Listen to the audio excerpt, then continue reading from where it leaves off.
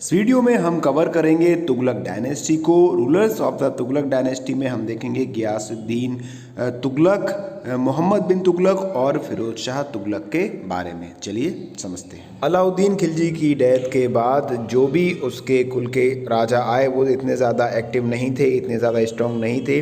तो एक बार गयासुद्दीन तुगलक की जो वार है वो खुसरू के साथ हुई, जिसमें खुसरू मारा गया और जो पावर थी अलाउद्दीन खिलजी की वो किसके पास आ गई? गियासुद्दीन तुगलक के पास। गियासुद्दीन तुगलक एक अच्छा एडमिनिस्ट्रेटर था, काफ़ी स्ट्रॉन्ग था और बहुत ज़्यादा इंटेलिजेंट था।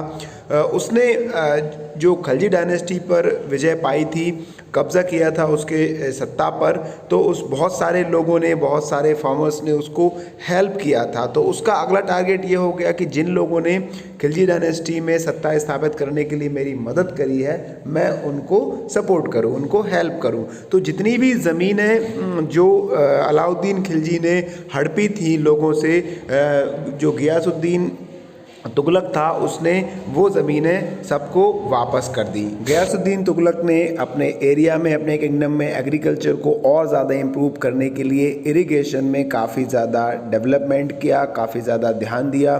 जो तुगलकाबाद का एक फेमस पोर्ट है वो इसी के द्वारा बनवाया गया।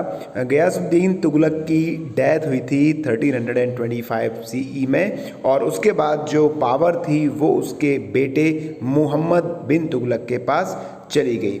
चलिए समझते हैं। देखिए, मोहम्मद बिन तुगलक काफ़ी अच्छा पोएट था, स्कॉलर था और मुस्लिम धर्म को बहुत ज़्यादा लाइक करने वाला एक ब्रेव जनरल था। मोहम्मद बिन तुगलक ने कभी भी अलाउ नहीं किया कि जो उलेमा है वो उसके ऊपर शासन करे। मोहम्मद बिन तुगलक ने भी एनेक्सेशन की जो पॉलिसी थी उसको फॉलो किया और वो बहुत ज़्यादा अपनी पॉलिसी चलाने के लिए मशहूर था और उसकी जो पॉलिसीज़ थी हालांकि सक्सेस नहीं होती थी। काफ़ी ज़्यादा एम्बिशियस था, महत्वाकांक्षी बहुत ज़्यादा वो था और वो चाहता था कि ज़्यादा से ज़्यादा उसका राज्य डेवलप हो, बढ़ता चले। लेकिन वीक पॉइंट ये था कि जितनी भी पॉलिसीज़ वो बनाता था ज़्यादातर सक्सेस नहीं होती थी। इवन आज भी उसका लोग मुहावरों की तरह एग्जाम्पल देते हैं कि भाई तुगलक की फरमान मत सुनाओ। तो हम कह सकते हैं कि जो मोहम्मद बिन तुगलक था वो ऐसे फिजुल के फरमान चलाता था, पॉलिसीज़ बनाता था जिनको अधिकतर लोग लाइक नहीं करते थे। एग्जाम्पल के तौर पर हम देख सकते हैं टैक्सेशन इन दोब। जो दोब एरिया था बहुत ज़्यादा फर्टाइल एरिया उसके किंगडम में होता था, उसको दोब एरिया कहा जाता था। गंगा के बैंक का जो एरिया है प्रोबेबली उसकी बात यहाँ पर हम कर रहे हैं, वहाँ पर वो टैक्स बहुत ज़्यादा लेता था और टैक्स वो उस टाइम पर भी लेता था जब या तो ज़्यादा मानसून अच्छा नहीं होता था या फिर सूखा पड़ जाता था। तो जो कलेक्टर्स थे वो जो फार्मर्स थे उनसे टैक्स कलेक्ट करते। तो अब जब किसानों के पास कुछ पैदा ही नहीं होता था तो वो लोग टैक्स कहाँ से देते? तो नतीजा ये होता कि जो कलेक्टर थे वो फोर्सफुली फार्मर से टैक्स लेते, तो जिसके कारण उनको कई बार किसानों के गुस्से का सामना करना पड़ता। जब ये स्थिति उस मोहम्मद बिन तुगलक को पता चलती तो वो अपने जो पॉलिसी थी, जो योजनाएं थी उनको वापस ले लेता था। तो वो फेमस था एक तो पॉलिसी बनाने में, दूसरा पॉलिसी को वापस करवाने में। एक और उसने पॉलिसी चलाई थी यूज़ ऑफ टोकन करेंसी, मतलब कि जो टोकन की करेंसी होती थी उसको उसने चलाया था। उसने कॉपर के सिक्कों को चलवाया अपने राज्य में और की वैल्यू गोल्ड और सिल्वर के सिक्के के बराबर रखी। तो जब धीरे धीरे ये बनाने में बहुत आसान होते थे तो लोगों ने इसका फेक तरह से यूज़ करना शुरू कर दिया। खुद लोग अपने हाथों से जो कॉपर कॉइन थे उनको मिंट करने लगे थे, तो इसके कारण बहुत ज़्यादा नुकसान होने लगा था।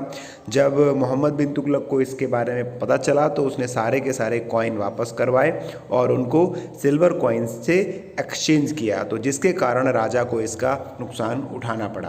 एक और पॉलिसी उसने वापस करी जिसमें वो फेल हुआ था, वो थी ट्रांसफ़र ऑफ कैपिटल। जब मंगोल का अटैक दिल्ली पर हो रहा था तो उसे लगा कि यार दिल्ली में रहना अच्छा नहीं होगा, तो इसीलिए उसने डर के मारे देवागिरी जो कि दौलताबाद है वहाँ पर अपनी कैपिटल को ट्रांसफ़र कर दिया।